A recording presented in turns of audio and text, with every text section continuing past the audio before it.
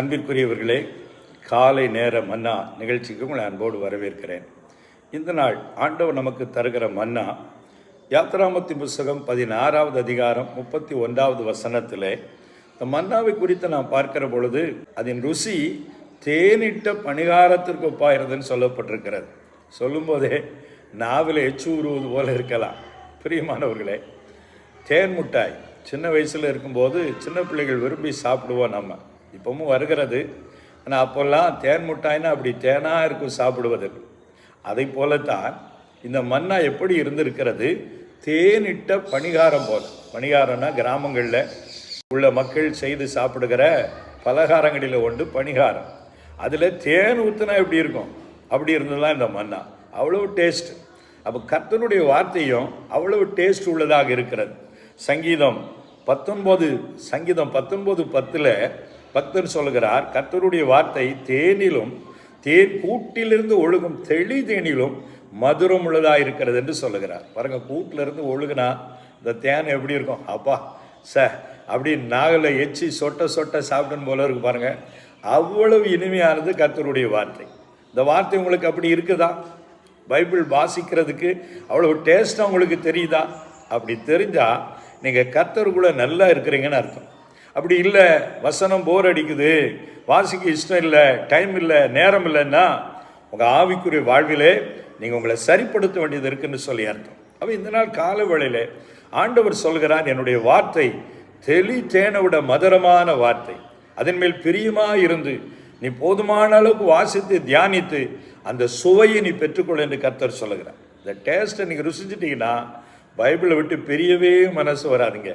யோசுவாய் பார்த்து சொன்னது போல, இரவும் பகல் அதை தியானித்து கொண்டு இருப்பாயாக, அப்பொழுது நீ உன் வழியை வாய்க்க பண்ணுவாய். சங்கீதம் 1 வாசிக்கிறோம், கர்த்தருடைய வேதத்தில் பிரியமாயிருந்து இரவும் பகல தியானமாக இருக்கிற மனுஷன் பாக்கியவான். அதனால தேனு போல சுவையானதுதான் இந்த தேவனுடைய வார்த்தை.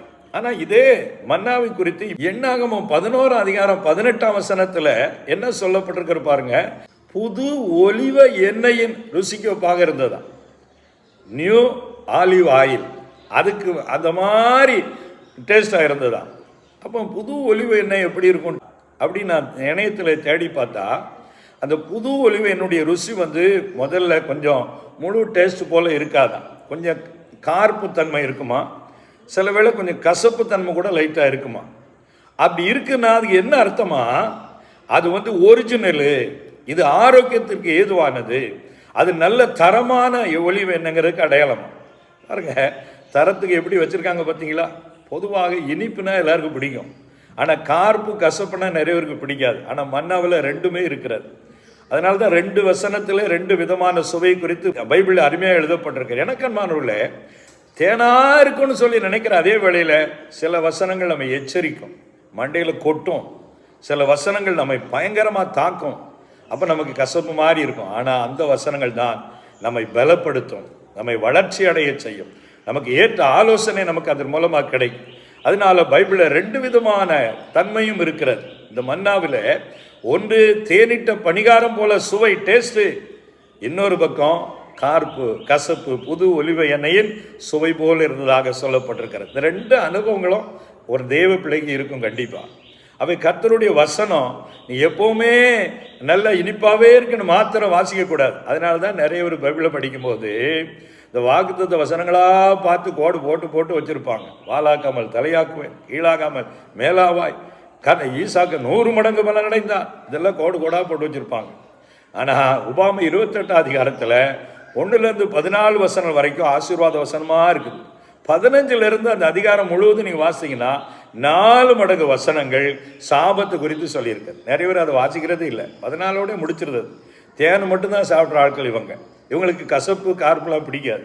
அப்போ ஏன் அப்படி சாபத்தை குறித்து சொல்லியிருக்கேன்னா, அது வரணும்னு இல்லை, நீ என் கற்பனைக்கு கீழ்ப்படிந்து மன்னாவை ஏற்றுக்கொண்டு அதன்படி வாழ்ந்தன்னா உனக்கு ஏன் இனிப்பு மாதிரி ஆசீர்வாதம் வரும். நீ ஆனால் அதை வெறுத்து போனன்னா உனக்கு சாபமும் காத்திருக்க மறந்துடாது. எச்சரிப்பு. அதான் கசப்பான உணவு போல. சில மருந்துகள் நமக்கு கசப்பாக தான் இருக்கும். சின்ன பிள்ளைகளுக்கு சாக்லேட்னா பிடிக்கும், கசப்பு மருந்து பிடிக்காது. அது போல் நாம் அந்த குழந்தை போல இருக்கக்கூடாது விசுவாச வாழ்வில். அப்போ கொஞ்சம் கசப்பாக இருந்தாலும் பரவாயில்ல, கடினமாக இருந்தாலும் பரவாயில்ல, நம்ம எச்சரிப்பான வார்த்தைகளை தியானிக்கணும், எச்சரிப்பான செய்திகளை கேட்கணும். ஆவிக்குரிய வளர்வதற்கேற்ற மன்னா வேணும்னு நீங்கள் தியானிச்சிங்கன்னா இந்த 2 வித அனுபவத்தையும் கர்த்தர் உங்களுக்கு தருவார். அவன் இந்த காலவெளியில இந்த 2 விதமான சுவையை கொடுக்கிற மன்னாவை உங்களுக்கு தந்து நீங்கள் நல்ல ஒரு விசுவாசத்தில் வளர்ச்சி அடைய கர்த்தர் கிருபை தரும்படி ஜெபிக்க போகிறேன். ஜெபிப்போமா?